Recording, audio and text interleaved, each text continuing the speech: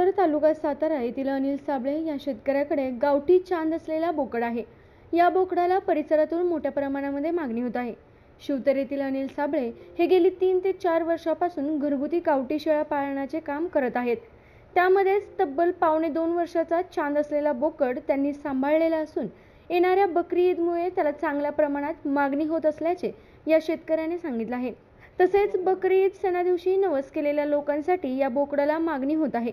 सदर बोकड विक्रीसाठी ठेवला असून अधिक माहितीसाठी 9307557272 किंवा 9822826116 या क्रमांकावरती संपर्क साधावा।